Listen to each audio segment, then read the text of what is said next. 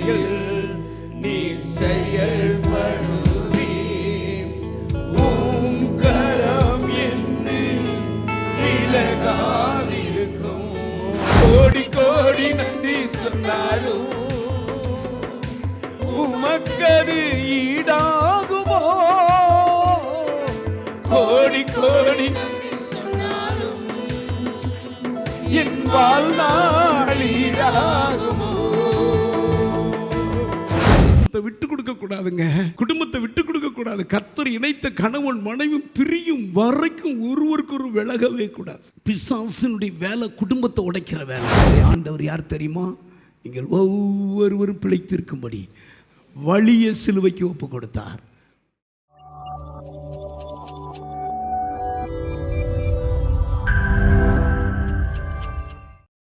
வாரும் தூய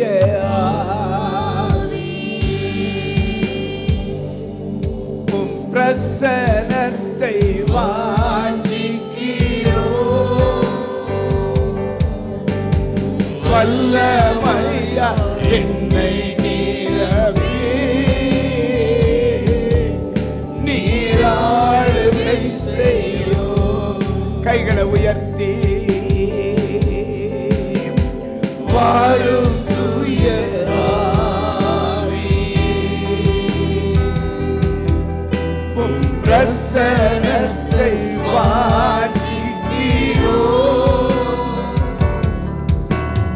வல்லமையால் என்னை நீரப்பி நீராளுகை செய்யோ. கைகளை உயர்த்தி ஆளுகை செய்ய வாங்கப்பா. கைகளை உயர்த்துங்க. என் இயலாமையில் நீர் செயல்படுவீர். உம் கரம் என்னில் விலகாதிருக்கும். இன்னொரு முறை, என் இயலாமையில் நீர் செயல்படுவீர். உம் கரம் என்னில் விலகாதிருக்கும். மலைகளை பெயர்ப்பீர் என்றார்.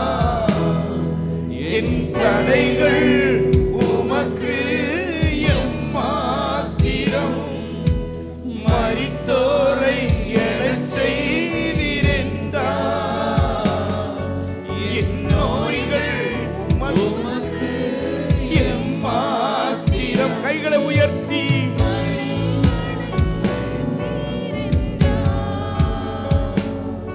என் தடைகள் உமக்கு எம்மாத்திரம். மரித்தோரை எழச் செய்தீர் என்றார். என் நோய்கள் உமக்கு எம்மா. இப்ப கைகளை உயர்த்தி கிரகிக்க முடியா காரியம் செய்வீர். சர்வ ஞானியே உம்மை ஆராதிப்பேன். இந்த புதிய வருடத்துல கிரகிக்க முடியாது. சர்வ ஞானியே உம்மை ஆராதிப்பேன்.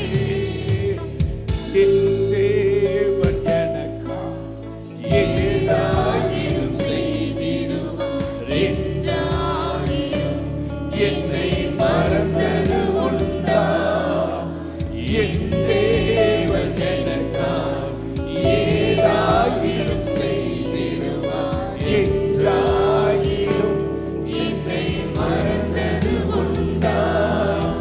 என் தேவன் எனக்கா ஏதாயினும் செய்திடுவார் என்றாலும் என்னை மறந்தது உண்டா? என் தேவன் எனக்கா ஏதாயினும் செய்திடுவார் என்றாலும் என்னை மறந்தது. இப்ப கொஞ்சம் உயர்த்தி எடுங்க.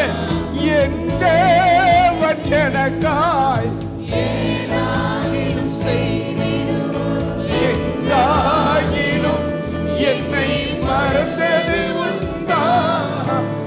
என் தேவன் எனக்காய் ஏதாயினும்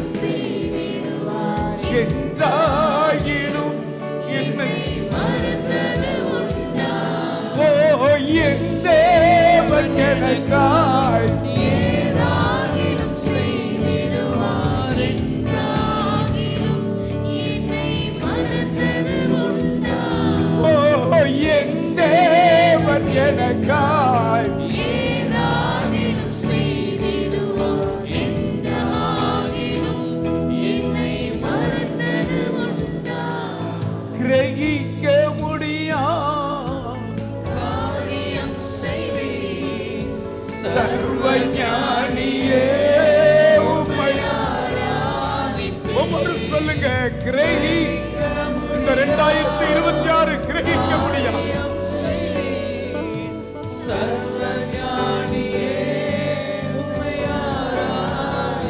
கைகளை உயர்த்தி வெறும் கோளும் கையும் இரு பரிவாரமாகும் உம்மானன்றி இது யாரால் கூடும்? வெறும் கோளும் கையும் இரு பரிவாரமாகும் உம்மானன்றி இது யாரால் கூடும்? ஆகாயத்து பட்சிகளை போஷிப்பீர் என்றார், என்னையும் போஷிப்பது நிச்சயமே. காட்டு புஷ்பங்களை கொடுத்துவதும் நீரே என்றார், என்னை குறைவின்றி நடத்துவதும் நிச்சயமே. நீங்க முடியா காரியம் செய்வீர் சர்வ ஞானியே உம்மை ஆராதிப்பேன். சொல்லுங்க. கிரகிக்க முடியா காரியம் செய்வீர் சர்வ ஞானியே உம்மை ஆராதிப்பேன். என் தேவன் எனக்காய் ஏதாகிலும் செய்திடுவார் என்றாகிலும் என்னை மறந்தது உண்டா? என் தேவன் எனக்காய் ஏதாகிலும் செய்திடுவார் என்றாகிலும் என்னை மறந்தது உண்டா? என் தேவன் எனக்காய் ஏதாகிலும் செய்திடுவார் என்றாகிலும் என்னை மறந்தது உண்டா? என் தேவன் எனக்காய் ஏதாகிலும் செய்திடுவார் என்றாகிலும் என்னை மறந்தது உண்டா? ஓ என் தேவன் எனக்காய் ஏதாகிலும் செய்திடுவார் என்றாகிலும் என்னை மறந்தது உண்டா? ஓ என் தேவன் எனக்காய் ஏதாகிலும் செய்திடுவார் என்றாகிலும் என்னை மறந்தது உண்டா? என் தேவன் எனக்காய் ஏதாகிலும் செய்திடுவார் என்றாகிலும் என்னை மறந்தது உண்டா? ஓ என் தேவன் எனக்காய் ஏதாகிலும் செய்திடுவார் என்றாகிலும் என்னை மறந்தது உண்டா? ஓ கிரகிக்க முடியா காரியம் செய்வீர் சர்வ ஞானியே உம்மை ஆராதிப்பேன். கிரகிக்க காரியம் செய்வீர் சர்வ ஞானியே உம்மை ஆராதிப்பேன். கைகளை உயர்த்தி சர்வ ஞானி கிரகிக்க முடியா 2026 நிச்சயமாய் செய்ய போகிறான். ஹல்லேலூயா ஸ்தோத்திரம். 1 2 3 4 கோடி கோடி நன்றி சொன்னாலும் உமக்கது ஈடாகுமோ? கோடி கோடி நன்றி சொன்னாலும் என் வாழ்நாள் ஈடாகுமோ?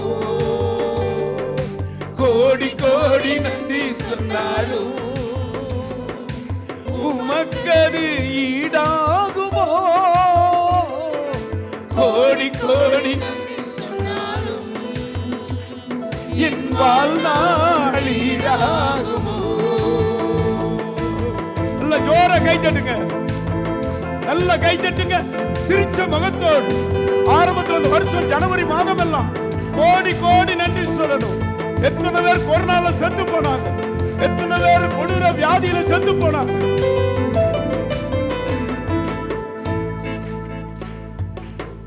ஏற்ற வேளையிலும் வாக்குகள் தந்து என்னை சோர்ந்திடாமல் காத்ததை எண்ணி பாடுவேன். சோர்ந்திட்ட வேளையிலும் கிருபைகள் தந்து என்னை விழுந்திடாமல் சுமந்ததை போற்றி பாடுவேன். பாடுங்க.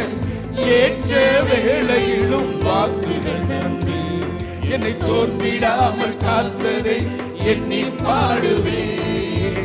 சோர்ந்திட்ட வேளையிலும் கிருபைகள் தந்து என்னை விழுந்திடாமல் சுமந்ததை போற்றி பாடுவேன்.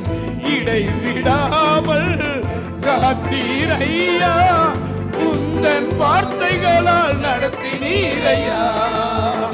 இடைவிடாமல் காத்தீரையா, உந்தன் வார்த்தைகளால் நடத்தினீரையா. கோடி கோடி நன்றி சொன்னாலும் உமக்கது ஈடாகுமோ. கோடி கோடி நன்றி சொன்னாலும் என் வாழ்நாள் ஈடாகுமோ. கை தட்டி கோடி கோடி நன்றி சொன்னாலும் உமக்கது ஈடாகுமோ. கோடி கோடி நன்றி சொன்னாலும் என் வாழ்நாள் ஈடாகுமோ. நல்ல கை தட்டுங்க, நல்ல ஆண்டவர் நல்ல துதிங்க. கோடி கோடி அழுதுகிட்டே துதிங்க. இந்த பாடல் அழுதுகிட்டு தான் பாடணும்.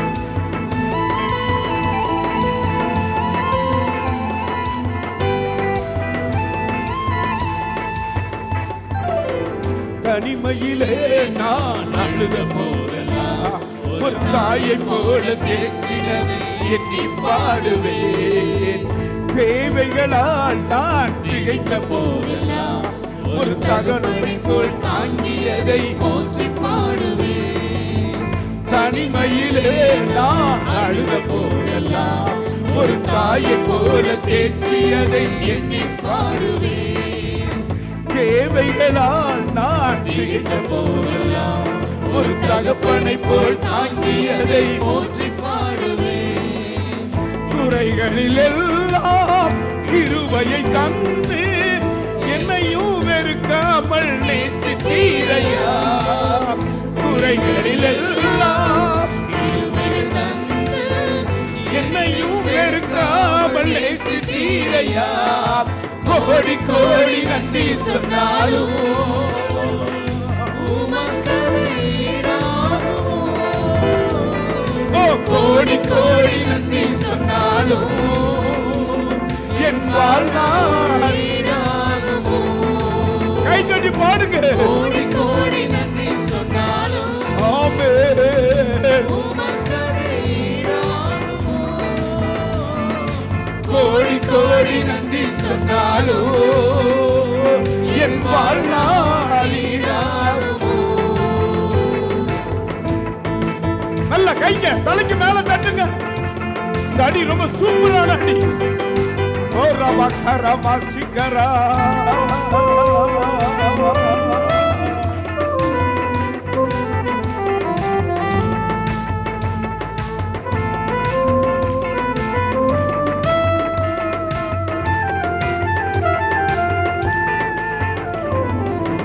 சிறுமையும் எளிமையும் மாலையையும் கொண்டு சிங்காரத்தில் வைத்தீரே உம்மை பாடுவேன்.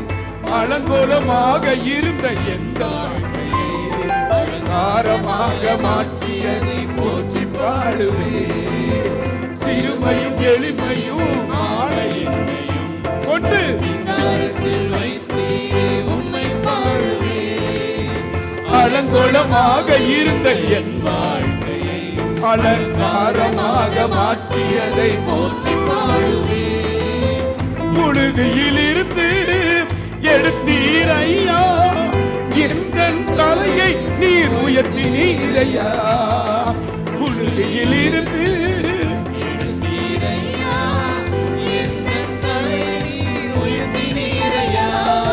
கோடி கோடி நன்றி சொன்னாலும் உமக்கது. கோடி கோடி நன்றி சொன்னாலும் என் வாழ்நாள் ஈடாகுமோ. கோடி கோடி நன்றி சொன்னாலும் உமக்கது ஈடாகுமோ. கோடி கோடி நன்றி சொன்னாலும் என் வாழ்நாள் ஈடாகுமோ.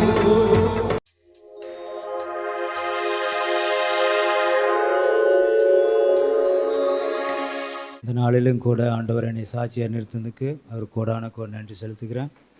கடந்த மாதம் டிசம்பர் கடைசியில் நான் கட்டவலுக்கு ஜபத்துக்கு வந்திருந்தேன். எனக்கு 2 வருஷமாக கிட்னியில் கல் பிரச்சனை இருந்துச்சுங்க. தினமும் அவதியாக இருக்கும், வாமிட் வரும், வயிறுப்பல் வரும், பின்னாடி பார்த்திங்கன்னா பேக் பெயின் அதிகமாக இருக்குது. இந்த தொந்தரவோடு தான் நான் வந்திருந்தேன். ஆனாலும் அம்மாவைய ஜபத்தில் நடத்தின போது உங்களுக்கு கிட்னியில் கல் கரையுது அப்படின்னு சொல்லி ஒப்புக்கூட ஜெபம் பண்ணாங்க. நானும் கண்ணீரோடு ஜெபித்தேன். ஆண்டவர் அற்புதமாக விடுதலை கொடுத்தாருங்க. நான் இதுக்கு பிறகு போய் டாக்டர்கிட்ட போய் ஸ்கேன் பண்ணி பார்த்தேன். எப்படி இருக்குங்க, எல்லாம் நார்மலாக இருக்குதுங்க அப்படின்னு. நான் உணர்ந்து ஆண்டவர்கிட்ட ஜெபம் பண்ணேன். ஆண்டவரே, எப்படியாச்சும் இந்த கட்டவலுக்கு ஜெபத்துக்கு நான் போய் சாட்சி சொல்லணும், என்னை சாட்சியாக நிறுத்துங்கன்னு கேட்டேன். இன்றைக்கி ஆண்டவர் என்னை சாட்சியாக நிறுத்தினார். ஆண்டவர் கோடான கோடி நன்றி. கர்த்தருக்கு ஸ்தோத்திரம். ஒரு 2-3 மாதத்துக்கு முன்னால் என் மகளுக்கு வயிற்றில் கட்டினா டாக்டரு கரையாது, இந்த கரையாத கட்டி இது ஆப்ரேஷன் பண்ணால் ஒன்றும் செய்ய முடியாது அப்படின்னாங்க. நான் ஐயாட்ட ஜோம் பண்ணுங்க, ஏன் இப்படி கரையாதுன்னு சொல்கிறாங்க. என்ன ஐயா, ஆண்டவர் அதிசயம் செய்வாரியா, நீங்கள் அவங்க சொல்கிற மாதிரி செய்யுங்க, ஆண்டவர் அதிசயம் செய்வார் அப்படின்னாரு. அதே மாதிரி டாக்டர்கிட்ட போய் அவங்க ஸ்கேனில் பார்த்தாங்க. கர்ப்பப்பை பக்கத்தில் இருக்காங்க, கர்ப்பை எடுக்கணுன்னாங்க. அதுக்கப்புறம் அவர் ஆப்ரேஷன் பண்ணதில் ஒன்றும் எடுக்க வேண்டியதில்லை அப்படின்ட்டாங்க. அப்புறம் கட்டி எடுத்துட்டாங்க. கட்டி எடுத்து காட்டினாங்க. கட்டி நல்ல நீட்டமாக ஒரு 4 இன்ச்சு அளவுக்கு இருந்தது. அப்புறம் எடுத்து ஆப்ரேஷன் பண்ணி வீட்டுக்கு வந்தாச்சு. வீட்டுக்கு வந்த பிறகு அந்த கட்டி நாங்கள் செக் கொடுத்துருக்குறோம். அது கேன்சராக எதுவும் தெரில, அது சொல்ல முடியாதுங்க. அதனால் நீங்கள் அது வந்த பிறகு தான் சொல்ல முடியும்ன்ட்டு சொல்லிட்டாங்க. ஒரு 10-15 நாள் எல்லாத்துக்குமே ஒரே பயம், கவலையாக இருந்தது. என்ன பண்ணுற ஆண்டவரே இப்படி இருக்கேன்ட்டு. பிறகு ஐயாட்ட ஜெபம் பண்ண சொன்னேன். ஐயா நான் ஜெபம் பண்ணுறேன், ஒன்றாக தைரியமாக இருங்க, கர்த்தர் பார்த்துக்கிட்டாருனாங்க. அதே போல் 10-15 நாள் கழிச்சு ரிசல்ட் வந்துச்சு. நார்மலாக இருக்குது, ஒன்றும் பிரச்சனைன்ட்டாங்க. கர்த்தர் நாம் மகிமைப்படாத.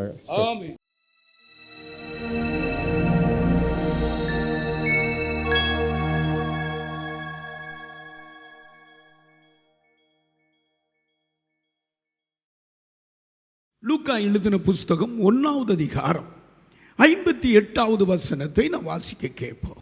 கர்த்தர் அவளிடத்தில் தம்முடைய இரக்கத்தை விளங்க பண்ணினார். கர்த்தர் அவளிடத்தில் தனிப்பட்ட முறை கவனிங்க, அவளிடத்தில் இரக்கத்தை விளங்க பண்ணினார் என்று அவளுடைய அயலகத்தாரும் பந்து ஜனங்களும் கேள்விப்பட்டு அவளோடு கூட சந்தோஷப்பட்டார்கள். அவளோடு கூட, என்ன அற்புதமான வார்த்தை, அவளோடு கூட சந்தோஷப்பட்ட. அவள் யார்? அவள் பேர் எலிசபெத். அந்த நாட்களிலே ஆசாரிய ஊழியம் செய்யும்படி அழைக்கப்பட்டவர். அவருடைய கணவனார் சகரியா. இந்த செய்தியின் தலைப்பு கர்த்தர் இரக்கத்தை விளங்க பண்ணினார். இயேசு கிறிஸ்து பிறக்கிறதுக்கு முன்பதாக அவர்கள் கணவன் மனைவியுமாய் இணைக்கப்பட்டு பரிசுத்தமாய் வாழ்ந்தார்கள். கவனிக்கிறீங்களா? ஆனாலும் அந்த நாட்களில் உள்ள ஜனங்களை அப்படி எட்டி பார்க்குறாங்க. இப்படி எட்டி பார்க்காங்க. எட்டி பார்த்தா வாழ்க்கையில் குழந்தை இல்லை. எல்லாரும் குழந்தைகளோடு இருக்கிற பொழுது எலிசபெத்துக்கு குழந்தை இல்லை. எலிசபெத் என்றால் தேவன் என்னுடைய ஆணை என்று அர்த்தம். எனக்கு ஆணையிட்டிருக்கிறார் என்று அர்த்தம்.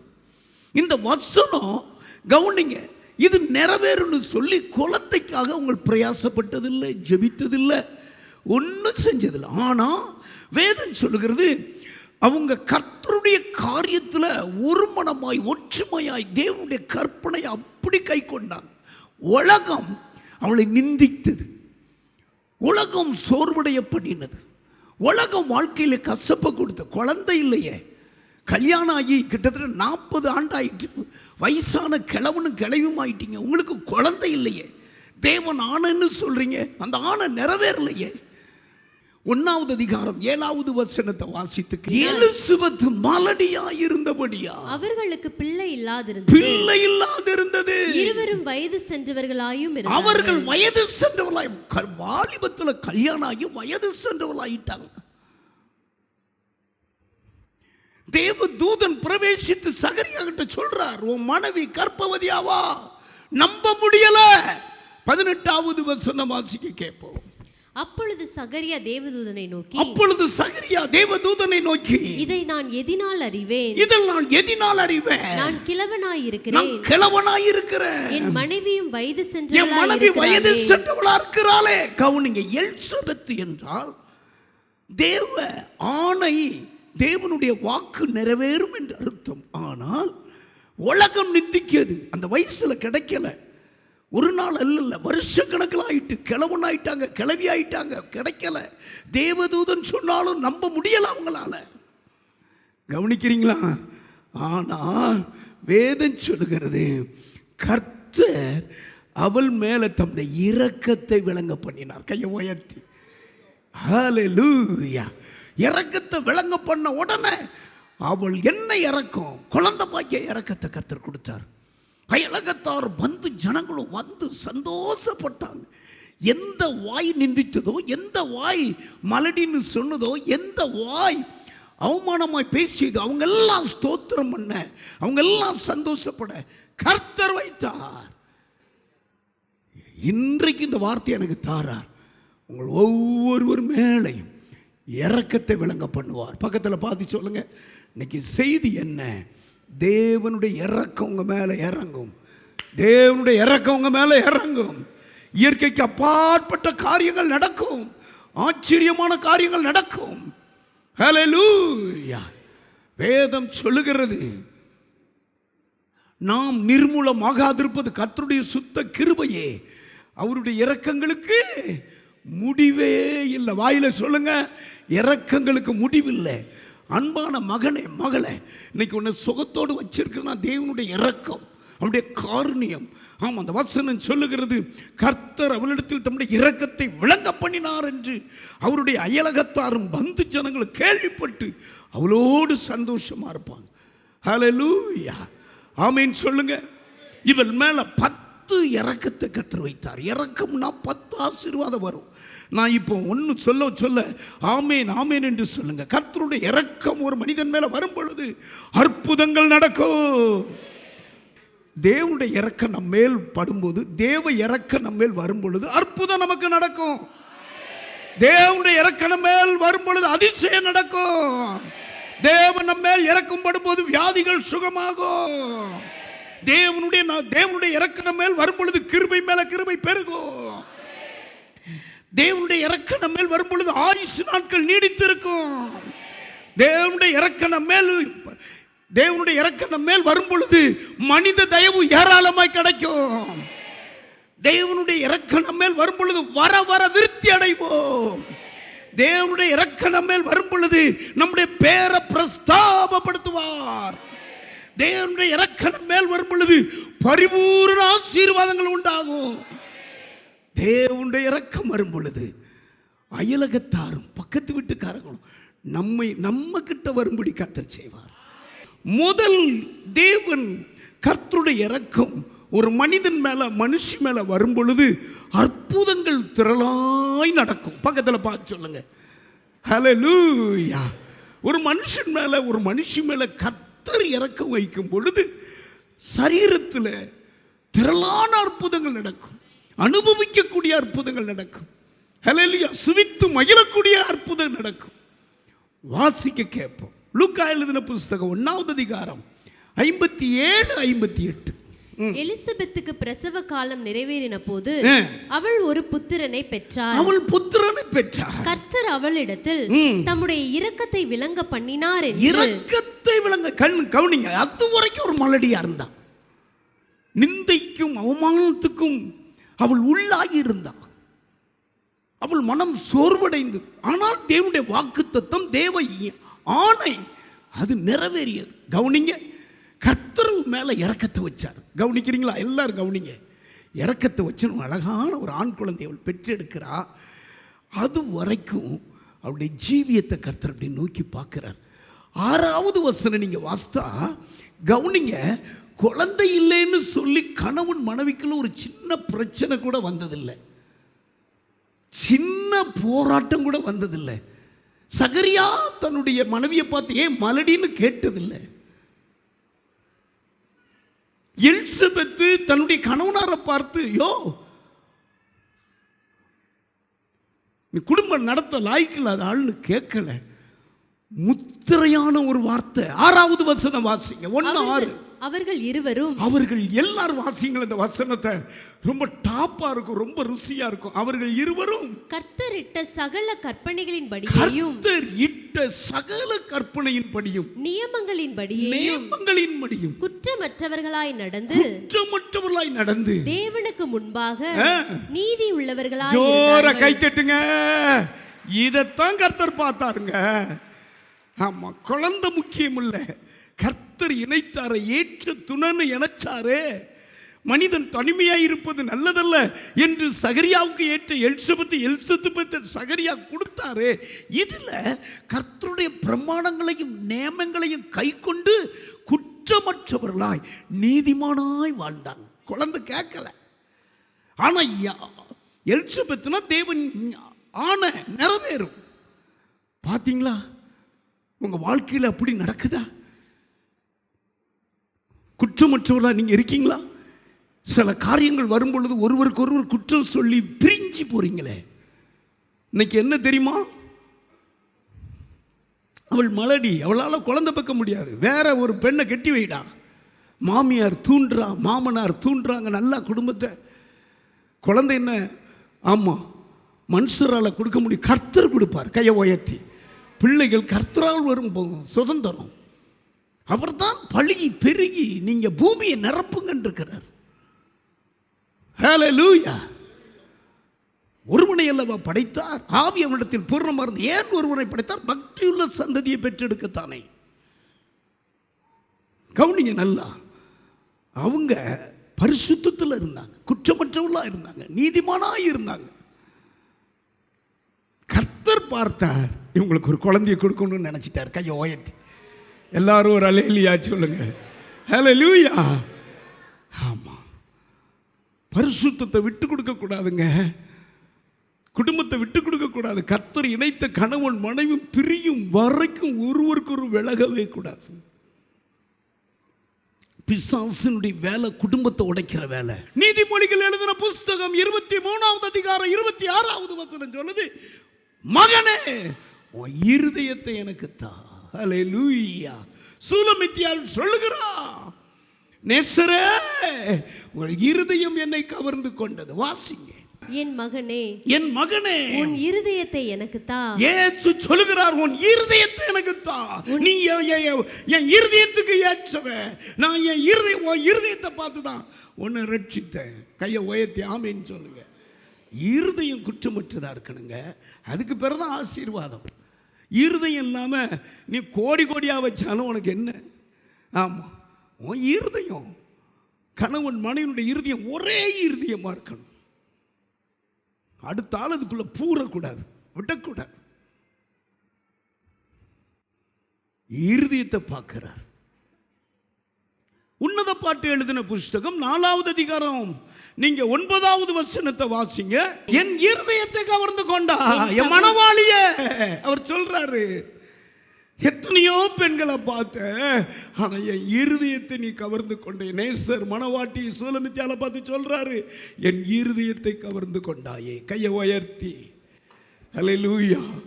சகரியாவும் எலிசபெத் அப்படிதான் இருதயத்தை கவர்ந்து கொண்டார்கள். குழந்தை கர்த்தர் கொடுக்கிற போது கொடுப்பாருங்க. இதுக்கு ஏன் சண்டைங்க? இதுக்கு தான் நீங்கள் வேற பெண்ணையான் கட்ட போறீங்க, வேற மனைவியான் கட்ட போறீங்க. ஆமாம், கர்த்தருடைய காரியத்தில் நடப்போம், கர்த்தர் செய்வார். கையை உயர்த்தி ஹல்லேலூயா. ஆமாம், கர்த்தருடைய கற்பனைகளில் அவளை கை கொள்றதில்ல குற்றமற்ற வாழ்க்கை வாழ்கிறவங்களா இருங்க. கை மேலே உங்களுக்கு அற்புதம் நடக்கும், இரக்கத்தை வெளிப்படுத்துவார். 2வது ஒரு இரக்கத்தை வெளிப்படுத்தினார்.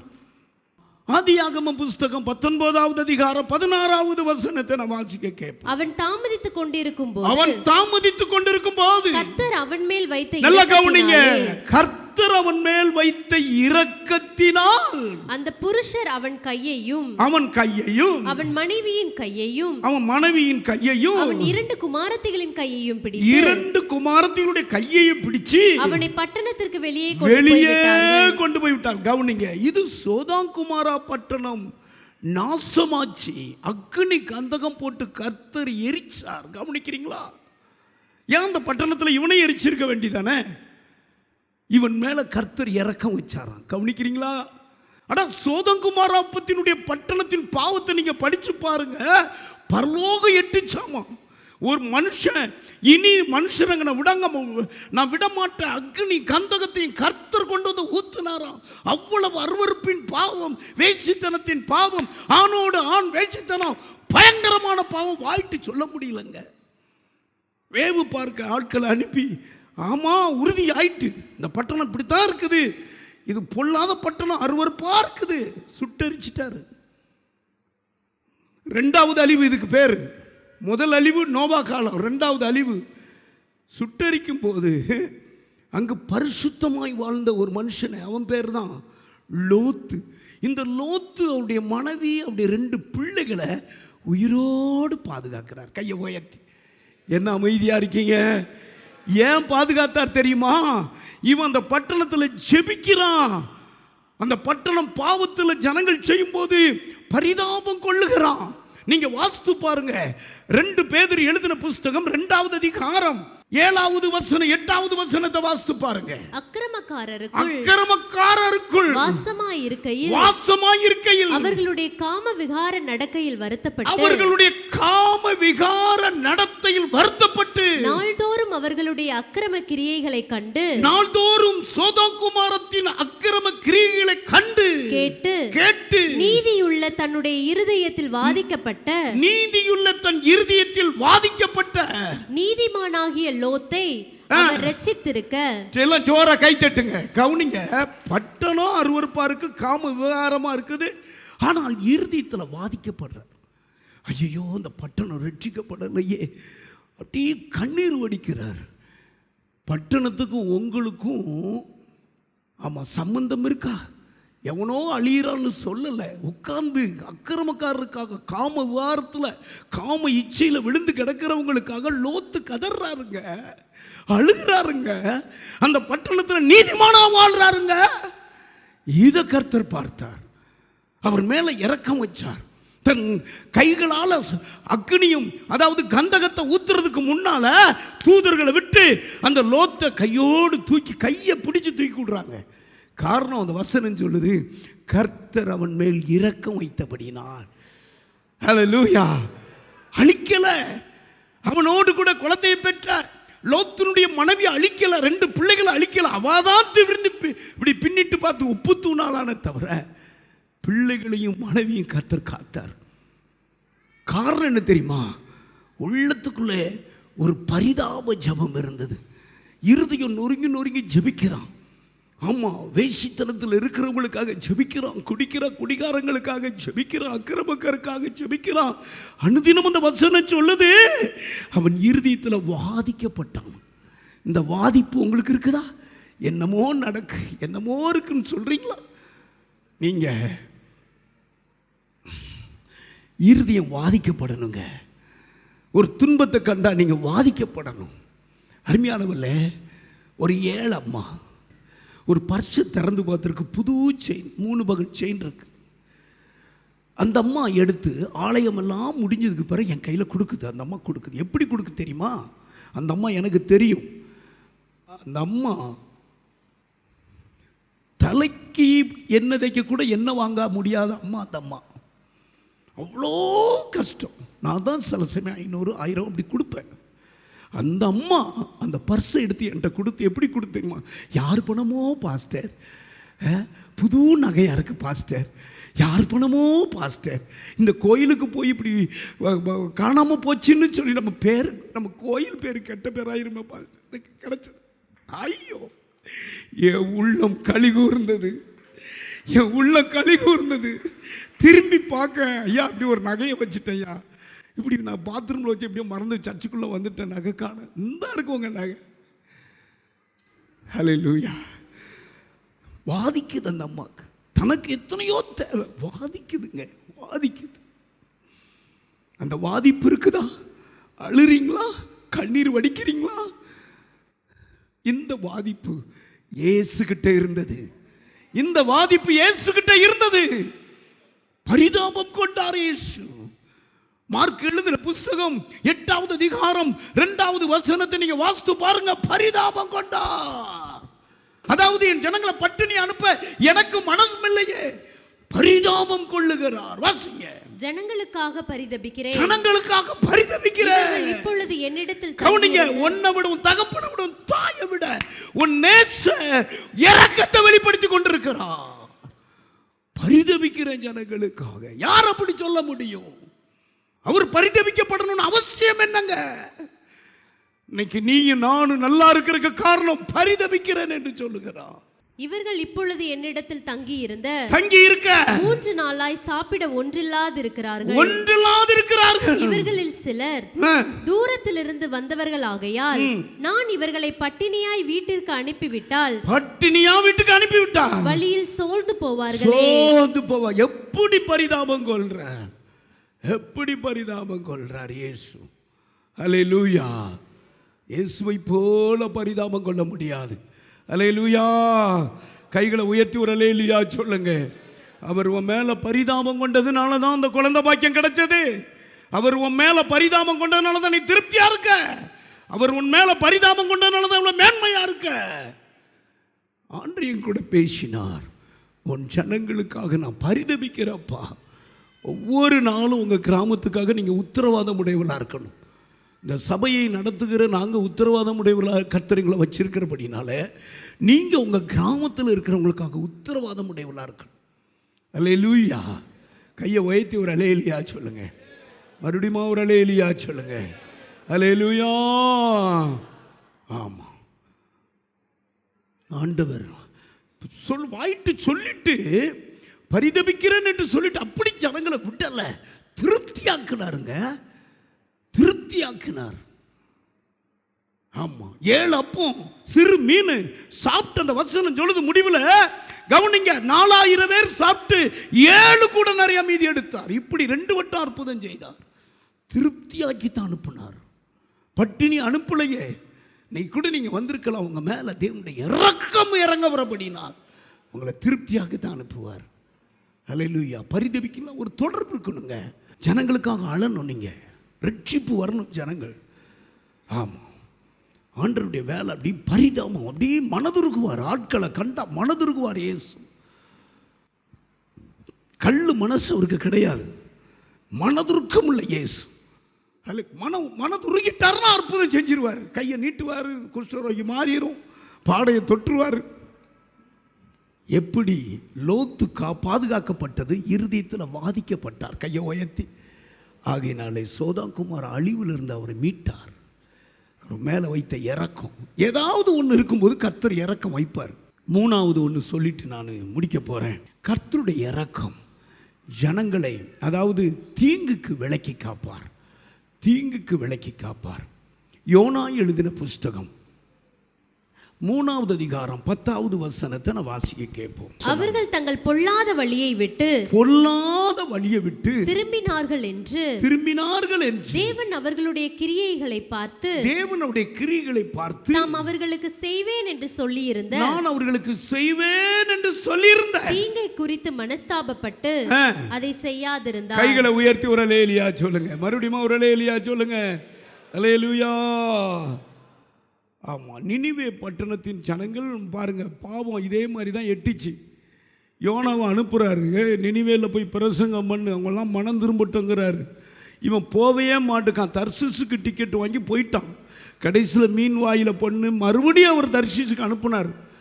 தர்சீசில் போய் ஒரு 2 வார்த்தை சொல்கிறார், இன்னொன்னா 40 நாளில் இந்த பட்டணம் அழிய போதுங்க, எல்லாம் மனம் திரும்புங்க அப்படின்ட்டாரு. ஆனால் பாருங்க, எல்லாரும் மனம் திரும்பிட்டாங்க. கையை உயர்த்தி ஆனா ராஜா முதற்கொண்டு மிருகஜீவன் முதற்கொண்டு எல்லாம் மனம் திரும்பிட்டாங்க. 3வது அதிகாரம் 5வது வசனத்தை வாசிங்க. அப்பொழுது நினிவேயில் உள்ள ஜனங்கள் தேவனை விசுவாசித்து இந்த பிரசங்கம் பண்றாரு. 40 நாள்ல இந்த நினிவே அழிய போகுது, ஐயோ அழிய போகுதுங்கிறாரு. ஒரே நிமிஷத்துலங்க எல்லாரும் மனம் திரும்பிட்டாங்க. மனம் திரும்பிட்டா தீங்குக்கு தப்பி கிளப்பலாம். கையை உயர்த்தி தீங்குக்கு அவனை விலைக்கு காத்துக்கிடுவார். மனம் திரும்பணும். ராஜா முதற்கொண்டு வாசிமா உபவாசம் செய்யும்படி கூறினார்கள். பெரியோர் முதல் சிறியோர் மட்டும் ரெட்டுடுத்தி கொண்டார்கள். இந்த செய்தி நினிவேயின் ராஜாவுக்கு எட்டின போது அவன் தன் சிங்காசனத்தை விட்டு எழுந்து அவனும் சிங்காசனத்துல உட்கார்ந்து தங்க தட்டுல சாப்பிடுற ராஜாவை கூட தொட்டுருச்சிங்க. சிங்காசனத்துல எழுந்து தான் உடுத்தி இருந்த உடுப்பை கலட்டி போட்டு ரெட்டை உடுத்தி கொண்டு சாம்பலிலே உட்கார்ந்துட்டான். அடுத்து மேலும் ராஜா தானும் தன் பிரதானிகளும் நிர்ணயம் பண்ணின கட்டளையாக நினிவேயில் எங்கும் மனுஷரும் மிருகங்களும் மாடுகளும் ஆடுகளும் ஒன்றும் ருசி பாராதிருக்கவும் மேயாமலும் தண்ணீர் குடியாமலும் இருக்கவும். கையை உயர்த்தி அல்லேலூயா. ஆனா ஆடு மாடு கூட மனம் திரும்பிட்டுங்க. இந்த காலகட்டத்தில் மனுஷன் மனம் திரும்ப மாட்டுக்கான். அந்த தண்ணி குடிக்கல. ஆடு மாடு கூட உபவாசம் போட்டு ஜாம் பண்ணிட்டு, ஏன்னா அழிக்கக்கூடாது, நாங்கள் வாழணும் பாருங்க. உடனே ஆண்டவர் அதை பார்த்து மிகவும் சந்தோஷப்பட்டு தீங்கு வராதபடி அந்த பட்டணத்தை காத்துக்கிட்டார். இப்போ யோனா முகத்தில் ஒரு அவமானம் வருது. ஓ, நீர் அழிக்க மாட்டீர், நான் இப்போ செத்து போகிறேன். ஏன் செத்து போகிற? ஏன் செத்து போகிறேன்? நான் அப்படி தான் செத்து போவேன். நீங்கள் ஜனங்களை அழிக்கணும்னு சொல்லுவீங்க. பாருங்கள் எப்படி இருதயம் உடையவன்னு. நான் சாக போகிறேன், நீர் ஏன் அழிக்கலை? நீர் அழிப்பேன்னு சொன்னீர்ல, ஏன் அழிக்கலை? இன்னும் அந்த புத்தி இருக்குது. ஆமாம், கெட்டு போகணும், நாசமாக போகணும்னு. ஆண்டவர் பாருங்க அந்த பட்டணத்துக்கு தீங்கு செய்யாதபடி உடனே சொல்கிறாரு. அவனுக்கு அவனை பார்த்து கேட்குறாரு, பைத்தியக்காரா, ஒரு ராத்திரியில் ஆமணக்கு செடி அவன் மேலே முளைஞ்சது, அந்த ராத்திரியில் அது அழிஞ்சு போச்சு, அதுக்காக பரிதபிக்கிறான். அப்போ ஆண்டவர் சொல்கிறாரு அவனை பார்த்து, நீ பிரயாசப்படாததும் நீ விதைக்காதமான அந்த ஆமண செடி ஒரு ராத்திரியில் முளைச்சி ஒரு ராத்திரியில் அழிஞ்சிட்டு, இதுக்கு நீ பரிதாபப்படுற. 1,20,000 ஜனங்களுக்காக நான் பரிதபியாமல் இருப்பேனோ? ஜனங்களை எப்படி முக்கியப்படுத்துறார் பாருங்க. 10வது வசனம் 11வது வசனம். நீ பிரயாசப்படாததும் நீ வளர்க்காததும் ஒரு ராத்திரியிலே முளைத்ததும் ஒரே ராத்திரியிலே அழிந்து போனதுமான ஆமணக்குக்காக பரிதபிக்கிறாயே. முட்டாள் மனுஷன் எவ்வளவு பெரியவன்! ஆமணக்கு செடி முளையுது, செத்து போகுது, இதுக்கா நீ பரிதபிக்கிற? 1,20,000 ஜனங்கள் என் சாயல் என் ரூபத்தின் படிச்சு படைச்ச ஜனங்களுக்காக நான் பரிதபியாமல் இருப்பேனோ? கைகளை உயர்த்தி ஹல்லேலூயா. என்ன நம்முடைய தேவன் நல்ல தேவன். அதனால அழுது அழுது அழுது அழுது நம்ம கர்த்தரை துதிக்கிறோம். அழுது அழுது துதிக்கிறோம். நீ ஒரு ஸ்டெப்பு மனம் திரும்பினா 16 ஸ்டெப்பு உன்னை தூக்கி சுமக்கிற தெய்வம். ஒன்றை நீ விட்டு மனம் திரும்பிட்டா, சில காரியங்களை விட்டு மனம் திரும்பிட்டா, கர்த்தர் உன் பேரையே பெருமைப்படுத்திடுவார். என்ன அமைதியாக இருக்கீங்க? ஹல்லேலூயா. ஆமாம், ஒரு ஒரு முனிவர்கிட்ட ஒரு 40 வயசு ஆள் வந்து சொல்கிறாரு, ஐயா, இந்த ஜீவன் தவிர, உயிர் தவிர வேற ஒன்று என்கிட்ட இல்லை, என்னை எப்படியாவது பணக்காரனாக்கி இருக்கு ஐயா. முனிவர் சொன்னார், உன்னைய பணக்காரனாக்கணுமா? சரி, ஒரு ஆளுக்கு கிட்னி இல்லை, ஒரு 5 லட்சம் ரூபா கொடுக்குறாரு, நீ அதை வச்சு பணக்காரனாய் ஒரு கிட்னியை கொடு அப்படின்னு கேட்டால் பணக்காரன்னு ஆசை தானே? அவர் சொல்கிறார், உனக்கு 2 கிட்னி இருக்குப்பா, ஒரு கிட்னியில் வாழலாம், ஒரு கிட்னி 5 லட்சம் ரூபாய்க்கு நீ வித்துரு, நீ பணக்காரனாயிரு. அது எப்படிங்க நான் கொடுக்க? சரி, கிட்னியை கொடுக்க வேண்டாம், விட்டுரு. ஒரு கண்ணை கூட 5 லட்சத்துக்கு, ஒரு கண்ணில் வாழலாம், ஒரு கண்ணுக்கு தேவை ஒரு ஆளுக்கு, நான் விளம்பரம்லாம் பார்க்குறேன், ஒரு கண்ணை நீ கொடுத்துரு. கண்ணை எப்படிங்க கொடுக்க? பாருங்க. சரி, அதுவும் கொடுக்க வேண்டாம், ஒரு ரத்தத்தை கொடுத்துரு. ஒரு 5000 ரூபா 10,000 ரூபாய்க்கு ஒரு ரத்தம் வித்தலாம் இத்தனை, அதையும் கொடுக்கு. அப்போ சொல்கிறான், ஐயா இதை காட்டிலும் என் உயிர் பெருசல்லவா, வாயை மூடு, உன் உயிரை எப்படி காத்தாரு, உன் உயிர் தான் நீ கோடீஸ்வரன். கையை உயர்த்தி, ஒவ்வொரு உயிரையும் கர்த்தர் பாதுகாத்திருக்கிறார், ஒவ்வொரு உயிரையும் பாதுகாத்திருக்கிறார். கிட்னியிலிருந்து லங்ஸ், நுரையீரல், கல்லீரல், மண்ணீரல், சிறுகுடல், பெருகுடல், ஆமாம் சிறுமூளை, பெருமூளை, நரம்பு, என்னென்னமோ நான் சொல்லுவேன் ஜெபத்தில். ஆமாம் ஹல்லேலூயா. உணர்வு, உணர்ச்சி, எண்ணம், எலும்பு, நரம்பு, ரத்தம் எல்லாவற்றையும் பாதுகாத்திருக்கிறாருங்க. இதுக்கு நிகர் என்னங்க? ஆமண செடிக்காக பரிதபிக்கிறியே செபாவி உடையவன், நீ மறுபடியும் நீ சோமனு ஜனங்களுக்காக பரிதாபம் கொள்ளு. நம்முடைய ஆண்டவர் யார் தெரியுமா? நீங்கள் ஒவ்வொருவரும் பிழைத்திருக்கும்படி வலிய சிலுவைக்கு ஒப்பு கொடுத்தார். 1 தெசலோனிக்கேயர் எழுதின புஸ்தகம் 5வது அதிகாரம் 10வது வசனத்தை நான் வாசிப்போம். நித்திரை அடைந்தவர்களானாலும் தம்மோடே கூட தாம் ஏகமாய் இங்க பிழைத்திருக்கும் பாருங்க, இயேசுவோடு கூட நாம் ஏகமாய் பிழைத்திருக்கும்படி அவர் நமக்காக மரித்தாரே. எல்லாரும் எந்திரிங்க, தலையில கை வைங்க. இயேசு உனக்காகத்தான் மரித்தார். 120, அதாவது 1,20,000 ஜனங்களுக்காகத்தான் மரித்தார். தலையில கை வைங்க. அவரோடு நீ பிழைத்திருக்க வேண்டும், அவரோடு நீ நடக்க வேண்டும், அவரோடு கூட பேச வேண்டும். இதற்காகத்தான் அவர் நமக்காக மரித்தார். ஹல்லேலூயா. எல்லாரும் ஏகமாய் நீ பிழைத்திருக்க வேண்டும். ஒருவருக்கும் ஒரு உயிர் சேதம் வரக்கூடாது. சுண்டு விரல் கூட, நகச்சுத்து கூட வரக்கூடாது. ஆமாம், எப்படி உன் உயிர் எவ்வளவு பெருசுன்னு பாரு. ஸ்தோத்திரம். அவன் சொல்கிறான், உயிர் மட்டும் இருக்குங்க, நான் பணக்காரனாகணுங்க, நான் பரம ஏழை. ஐயா உன் கிட்னி பெருசுயா, 10 கோடிக்கு கூட போகும். உன் இருதயம் பெருசு. ஸ்தோத்திரம். உன் கண் பெருசு, உன் மூளை பெருசு, உன் நரம்பு பெருசு. இதெல்லாம் கர்த்தர் காத்துக்கிட்டாரு. நினிவே ஜனங்களுக்காக, அதாவது 1,20,000 ஜனங்களுக்காக அவர் பரிதாபம் கொண்டார். என்ன பரிதாபம் கொண்டார்? மரித்தார், சிலுவையில் அடிக்கப்பட்டார், உனக்காக ஆமாம் அவமானப்பட்டார், ரத்தம் சிந்தினார். தலையில் கை வைங்க. அந்த காட்சி அப்படி சல்லுன்னு இறங்கு, அந்த காட்சி சல்லுன்னு இறங்கு. சொல்லு ரத்தம் அடித்தவரா, அந்த ரத்த கைகளோடு உன்னை தொடுகிறார். உன் ஜீவனை நான் அருமையாக எண்ணி இருக்கிறேன், உன் உயிரை அருமையாக எண்ணி இருக்கிறேன், உன் மேலே இறக்க வச்சிருக்கிறேன். அவங்க மனம் திரும்பின உடனே நினிவே ஜனங்கள் மேலே கர்த்தர் இறக்கம் வைத்து செய்ய நினைத்த தீங்கை செய்யாதிருந்தார். கர்த்தருடைய வல்லமை இறங்குது, கர்த்தருடைய பிரசன்னம் இறங்குது. எல்லாம் ஜோரா கை தட்டுங்க. இறக்கம், தேவனுடைய இறக்கம் 10 விதமான அற்புதங்களை செய்யும். தேவனுடைய இறக்கம். அன்பார்ந்தவர்களே,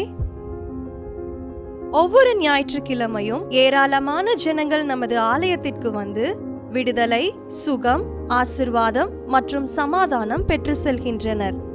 நமது சபையின் ஆராதனை நேரங்கள்: ஒவ்வொரு ஞாயிற்றுக்கிழமை தோறும் முதலாம் ஆராதனை அதிகாலை 5 மணிக்கும், 2ஆம் ஆராதனை காலை 7 மணிக்கும், 3ஆம் ஆராதனை காலை 9 மணிக்கும், 4ஆம் ஆராதனை மாலை 6:30 மணிக்கும் நடைபெறும். முதல் 3 ஆராதனைகளையும் நீங்கள் நேரடியாக சபையின் யூடியூப் வலைதளத்தில் உள்ள IPHH கிணத்துக்கடவு சேனலில் உலகத்தின் அனைத்து பகுதிகளிலும் இருந்து பார்த்து பயனடையலாம்.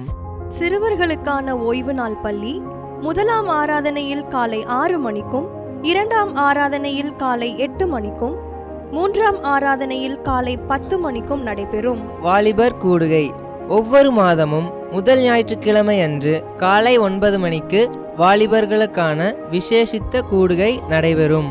எண்ணெய் பூசி சுகமளிக்கும் வாக்குத்தத்த ஆராதனை ஒவ்வொரு மாதத்தின் 1ஆம் தேதி அதிகாலை 5 மணிக்கும் காலை 10 மணிக்கும் நடைபெறும். கட்டுகளை அவிழ்க்கும் உபவாச ஜெபம் ஒவ்வொரு மாதமும் 3ஆம் வெள்ளிக்கிழமை காலை 10 மணிக்கு நடைபெறும். இதில் ஒவ்வொருவருக்காக தனிப்பட்ட முறையில் பிரார்த்தனை ஏறெடுக்கப்படும்.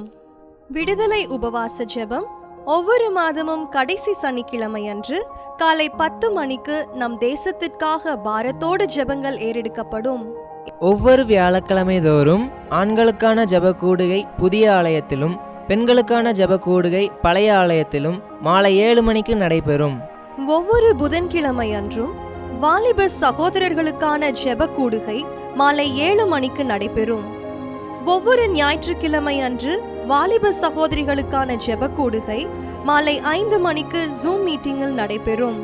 நமது சபையில் தினமும் காலை 10 மணி முதல் 2 மணி வரை சபைக்காகவும் தேசத்திற்காகவும் ஜெபங்கள் ஏறெடுக்கப்படும். இக்கூட்டங்களில் கலந்து கொண்டு தேவ ஆசிர்வாதம் பெற யாவரையும் அன்புடன் அழைக்கிறோம். எங்களது முகவரி IPA ஜெப ஆலயம், சர்வம் தியேட்டர் பின்புறம், பொள்ளாச்சி மெயின் ரோட், கிணத்துக்கடவு 642109. ஜெப உதவிக்கு 9443435618 9488873284.